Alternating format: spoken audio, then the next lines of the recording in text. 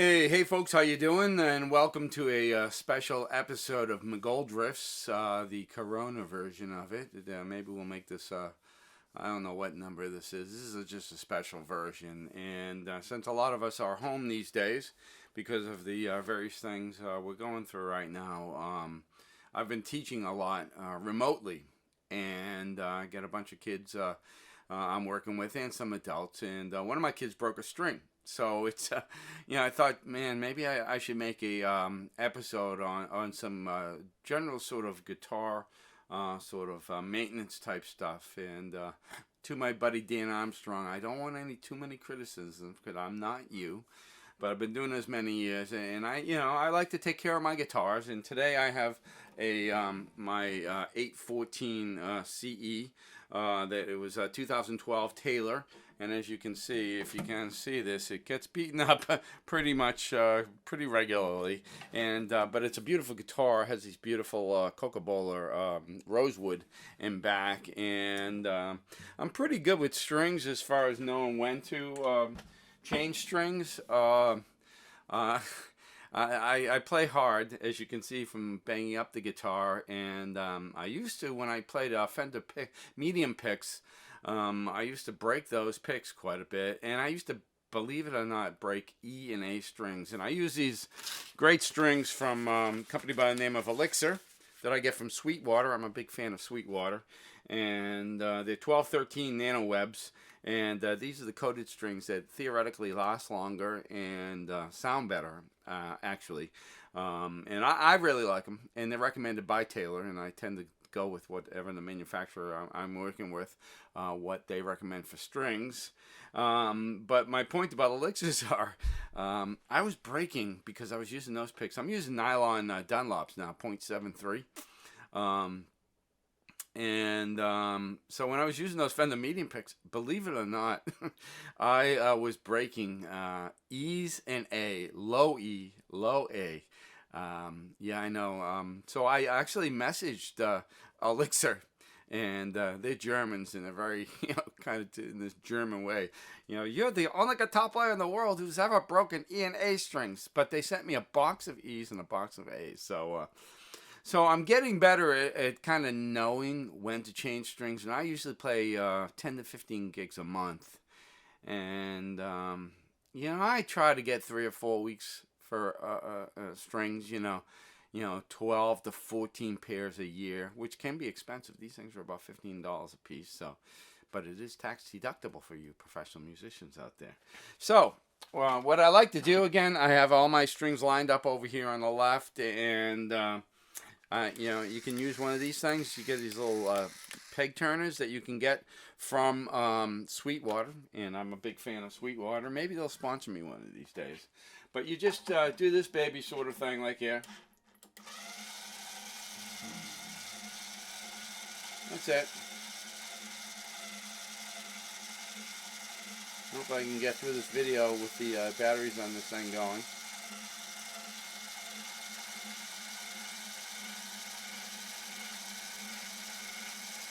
So you just get that down there, get that off there, and you just keep on doing it for all the strings. And I'll probably edit this down so you guys.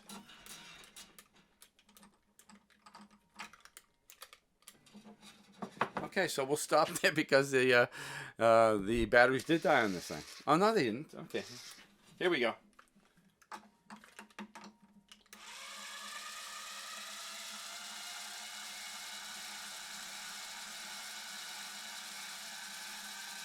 So you just turn these babies until they're ready to go. And this is, again, one of my students has got to change the strings, or his dad's going to change the strings for him. This student's 7, so I don't think he's going to be doing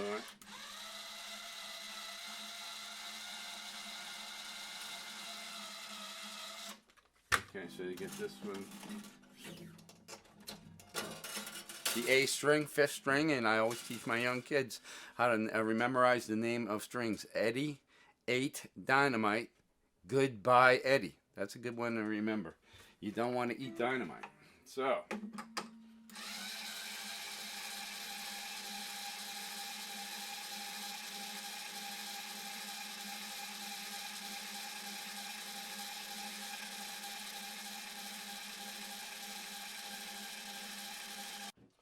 Uno momento.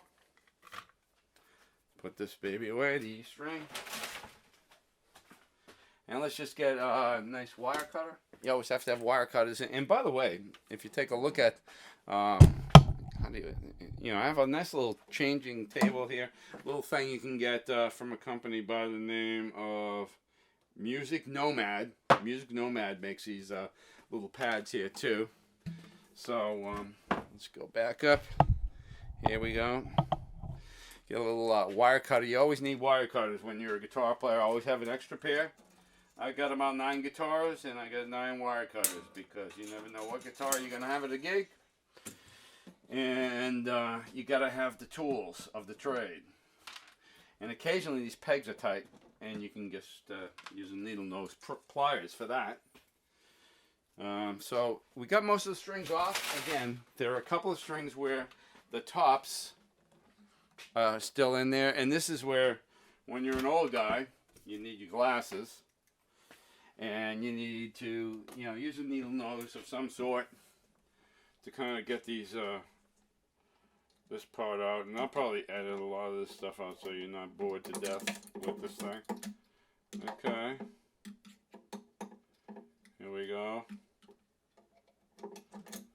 Okay. You got that little piece out there. It's like being a guitar surgeon. Actually, maybe I'll send this to my doctor student so he can... hopefully, nothing against my buddy Dan Armstrong, and I'm mentioning you. Dan Armstrong, I'm a big fan of Dan Armstrong. He's from Music Go Round. I believe he's the best tailor guy in the area. And when you have an expensive tailor, you don't want to fool around. So most guys who can afford a tailor can afford Dan. Who knows after the market crash, if any of us will be able to afford anything. Maybe we'll be selling these things, I don't know. But this is painful getting this portion off. Voila, see that? You got it. Just like being a surgeon, a guitar surgeon here. And who knows? Let's get this baby off.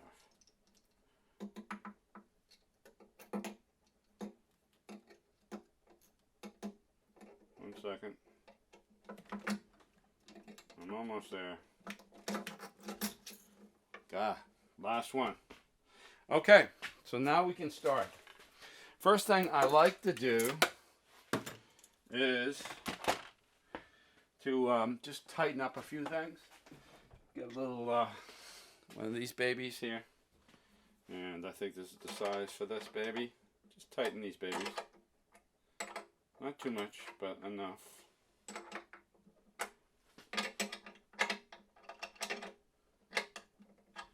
Tightening the nuts here on the tuners. These are beautiful tuners from Taylor.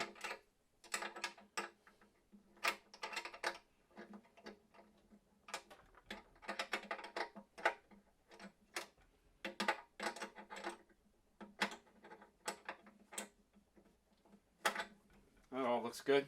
I'm going to use one of these babies for that. And let's see how these things are. I just want to make sure there's a little, of course, because I'm on video, I'm forgetting Phillips. But, you just make sure these are tight enough. That's good. That one's good. I mean, I'm always doing this with these, so nothing gets too loose with me. Okay.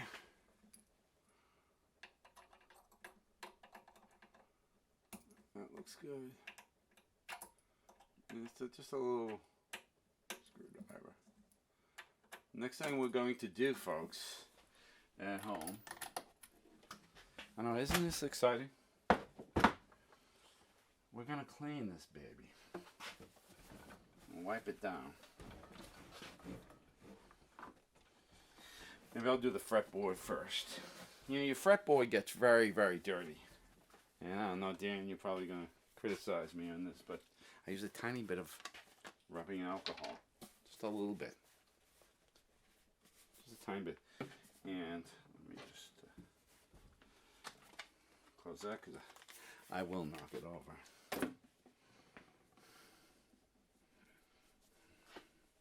There we go.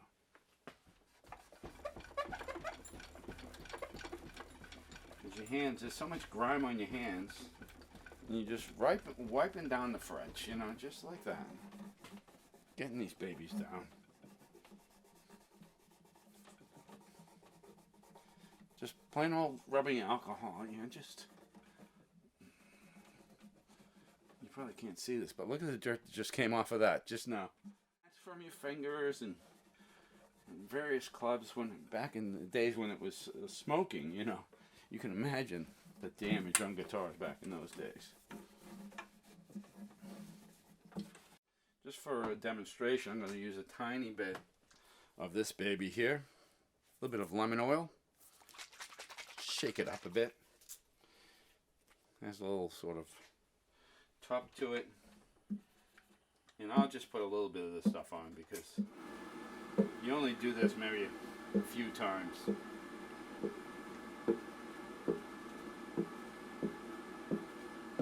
And this is lemon oil. I think you can get this anywhere. But you can get it again from your online guitar places like Sweetwater. And you know, just rub that baby down.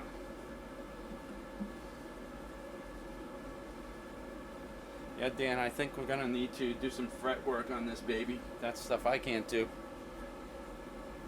I don't know, 8 years, probably 1,000 gigs in 8 years, well over 100, probably 120 or so a year.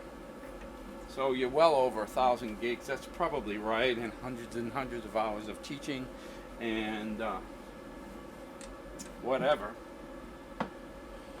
practicing. And again, I practice with all different guitars, but I don't practice that much with this guitar. I do teach a lot with this guitar, though. So again, I'm pretty maniacal, even though I beat it up as much as I do. I take care of these babies. A little bit of, I'm using Music Nomad again, the same guys who made this stuff here. I have a special cloth for just like giving this baby a bath. Just some polish. You could probably use any kind of polish, really. That looks pretty good. Let me take a look in the light, make sure we got everything.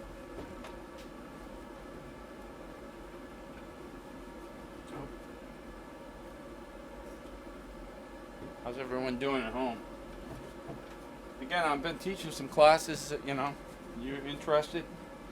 I've actually been doing it free for a lot of my friends, you know, but if you want to pay, that's cool too. I'm retired now, you know. So, I don't know how I got this so dirty. Maybe it was that last gig at Mighty Squirrel. I don't know. But it was pretty dirty. I hate a dirty guitar. I really do.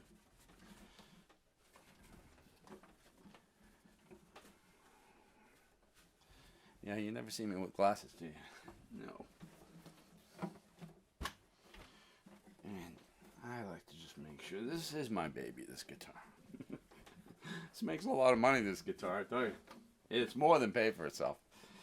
I think this is, I don't know how much this was. It was well over $3,000. In that range. You probably have to pay $4,000 for it now. And look at that Mexican rosewood, huh? Coco-bola rosewood. As beautiful as it gets. So we're in good shape here. This guitar is looking great. And it is a great guitar. I did have Dan put the ES2 into this thing, and I love it. It took me some time. The ES2 is the new expression system too from Taylor. Some people complain about it, you know. I am not really. There's a lot of the guys who complain can't play that well, unfortunately. Nothing against you guys, but you know, you give Pat Metheny a $20 guitar, it's gonna sound good in Pat's hands, in general. But guitar players love the kvetch. My old guy, what was his name? Sam Diamond? Is that his name? Stan Diamond, and his kvetch. Is that the right word? Okay, so look how beautiful these strings are from 5-3 is what I have on the low E, the 6th string. I was just teaching a guy, And you know, having the right nomenclature as to what string is the bottom string. Bottom string is a low string. I call it the E string. But it's good to be speaking the same language as to when you're trying to teach somebody. But especially, so the pegs go right in, and hopefully you can see this on the video. Right like that, if you can see that. Right like to the bottom.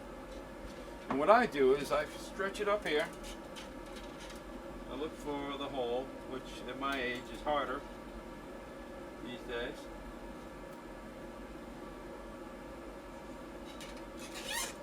Little story. For those of you of a certain age, you might remember Major Mudd. Major Mudd was a television personality. I was a little kid. And me and Bobby Mojave, if Tom McCuskey's watching this, me and Bobby Mojave were on this TV show. And the show was, it was a contest to put spaghetti, certain types of spaghettis with the holes in them, into a string. And my hands were shaking the whole time. And Bobby Mojave beat me on that one. And my our Cub Scout leader, Mrs. Powers, said, "Bill, you were shaking like a smoker." And I've never smoked in my life. And plus I was like 8 or 9 years old. So there we go. So you get this baby here. So hopefully you can see it. So you go, what I try to do, and I learned this from somebody, I don't know, pull down about the size of a fret or so, maybe a little bit less. And then I do a little crimp, and I know, Dan, you do it better than me. And I go like that, and this baby is ready to go. So we just use this baby. All right. Because I'm on video here, I'm, you know, being stupid. I'm forgetting which way to go here.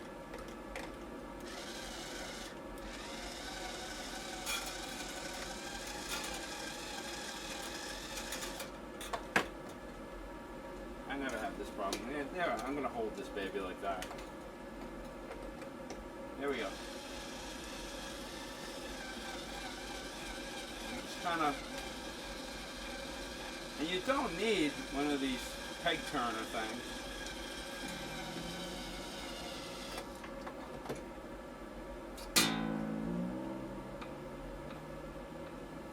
I use an app by the name of Guitar Tuner. This is going to give me a ballpark as to what the boom.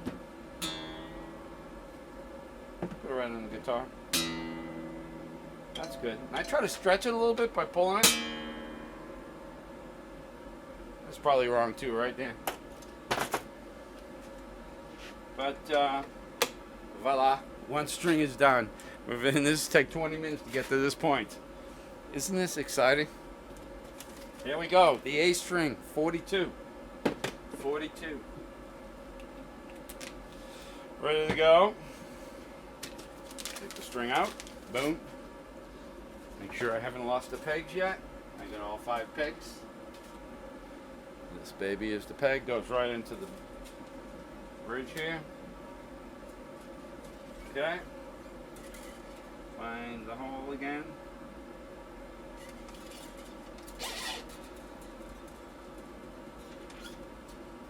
Okay. Pull it down about, you know, about a fret size. Kind of crimp it down there. Crimp it. Hold it. Turn it. You probably can't see, of course. And again, Bill at BillMcGoldrick.net. Just email me with any questions. Again, I'm not a luthier. I'm a professional guitar player. As they say, don't try this at home. But I actually do want you to try it at home. We'll kind of get it under. Get it into the nut.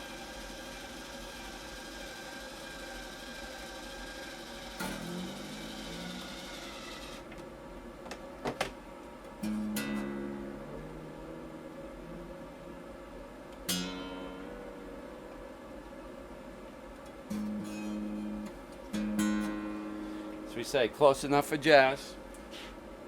We're in the ballpark now. We're rocking and rolling. D string elixir is 32, thereabouts. Here we go. Again, make sure you find this little pegs here. And there's a little groove. You probably can't see the groove, but you want to have the groove and the string go with the groove. I'm a big groove guy. So, find the hole again.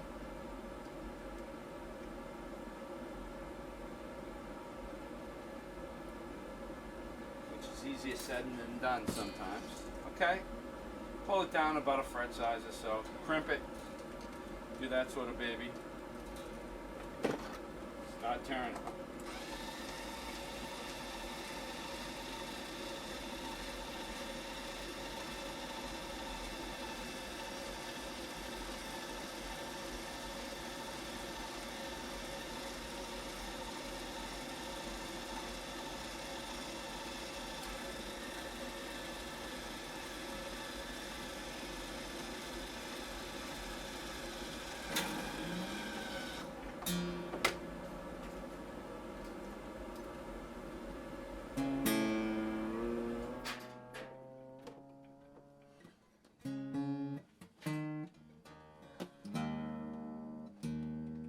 Looking at guitar tuner, getting into the ballpark. We'll worry about fine tuning it later.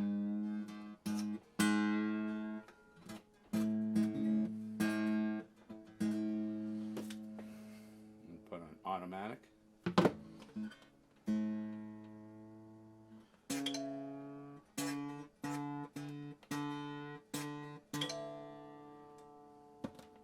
Everything looks good, you know.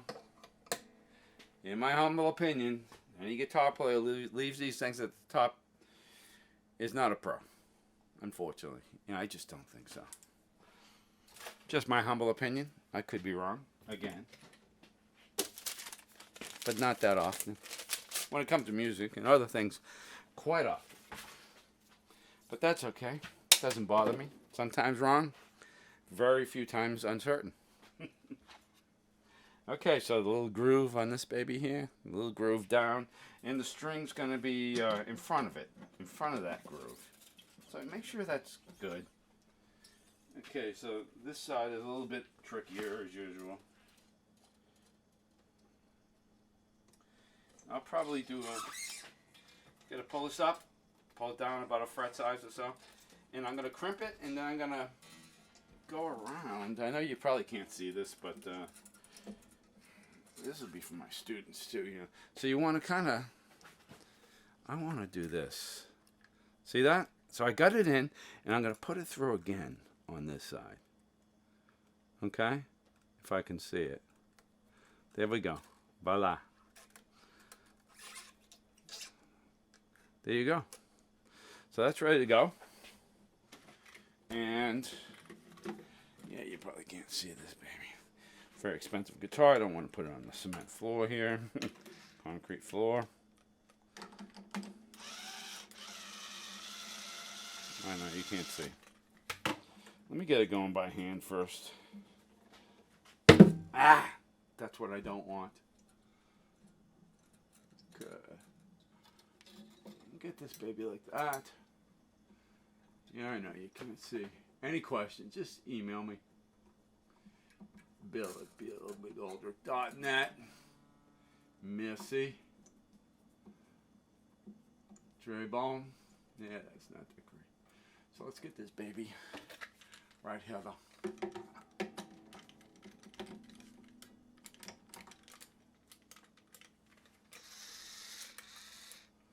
Okay. For some reason this thing just stops working. For some reason. Okay. Why is it doing that? I don't know.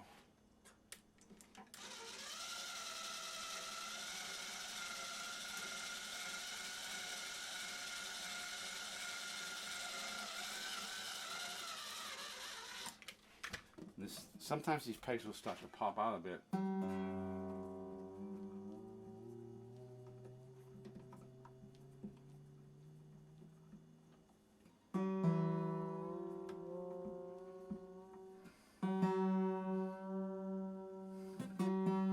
You can use your eardrums sometimes too, you know. Okay, and get rid of this top part because you don't want to be a moron. Not that you guys are bored or showing you strings. It just looks awful, man. In my humble opinion. 16, B string, 2nd string, not your 5th string. I don't want you to mix that up. Okay, babe. Here we go. We get 2 more strings and we get 2 pegs here. So we must be in half decent shape. I don't think I can lose one more, do I? So that into there, that into there. Then up here real quick. I know you can't see, but you just gotta trust me on this. Right here. Put it through. See, I need another cameraman for this thing. And I'll get complaints on YouTube. Oh, you know, I couldn't see anything, you idiot. Oh, whatever. Call me if you have any issues. Again, this is another one where you wrap it around and then put it back in just a little bit. There we go. That's exactly wrong. I think because I'm on camera, I'm kind of screwing up like I did with Major Mud. That's true. Nope. There we go. That. There we go. And I'm going to essentially do this here.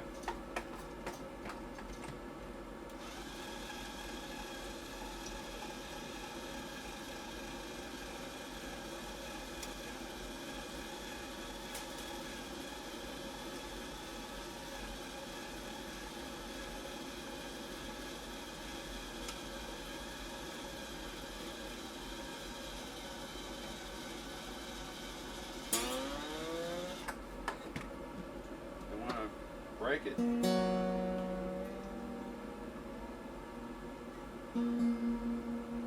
Could you hear how that? You can hear the furnace in the background, right? Which is brand new, by the way. It just cost $10,000. Oh well. It's part of being a homeowner. Okay. And we have, ladies and gentlemen, in my hand, 30 minutes later or 29 minutes later, the last string, the E string, the number 1 string. Okay? Remember that. And again, you should be changing your strings. You should be. Playing, you know, it's interesting. I do believe, 2 people, I believe Pat Metheny doesn't change his strings. I've been told that. And I know for a fact when he was alive, Chuck Berry never changed his strings either. So, but I'm sort of a string crazy person. You know, it's something about playing a clean guitar, a polished guitar, a beautiful guitar. This is a work of art. Specifically, this guitar is really a work of art. Okay, so we have that in down there, right? And I'm going to show you, maybe I can show you close up like this. Okay. So, the string, here it goes. Goes right through the little hole here. Boom. Pull it up. Here we go. We're pretty good. Pull it down about a fret size or so you have some room to wrap this baby. Kind of crimp it with your hand, finger, underneath and back in. And this is for my buddy Prashant, whose son Neil broke his E string. Doing this specifically for you, man, but hopefully others can learn from it. But again, you just got to get that through. And just do what you can on Prashant on this. Just do what you can to get that in there and stable. You don't necessarily need one of these, baby. It just makes it a lot faster. And I like to sometimes get this going by hand and then wrapping it with the peg turner. I think that's what you call it. I'm not the greatest for names of things. Forget stuff sometimes. Okay, so that's around once. So it's in the, we're in the ballpark. Get this. Here we go.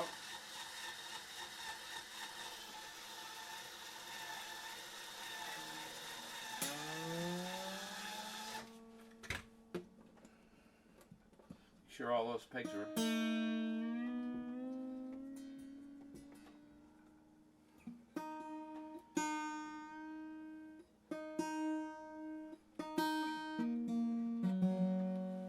Okay, cut the top. We have, ladies and gentlemen, we are pretty much done. Now it's for fine tuning time. Oh, Make sure you put your tools away in your right spot. There you go. Okay, let's just see where we are.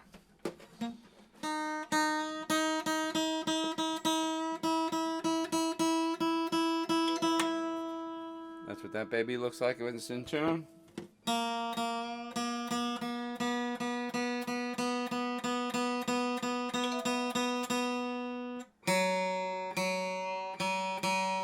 See how those sound, man?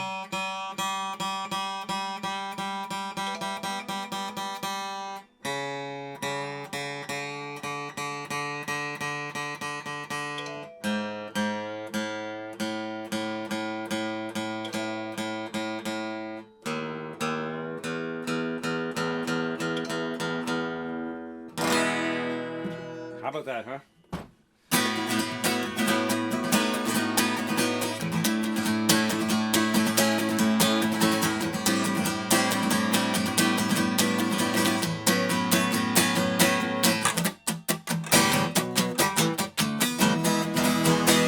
Out of tune already.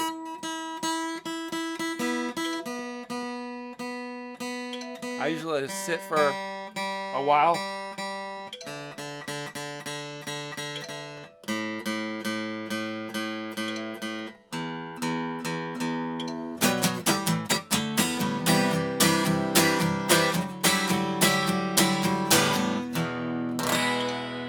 That's it.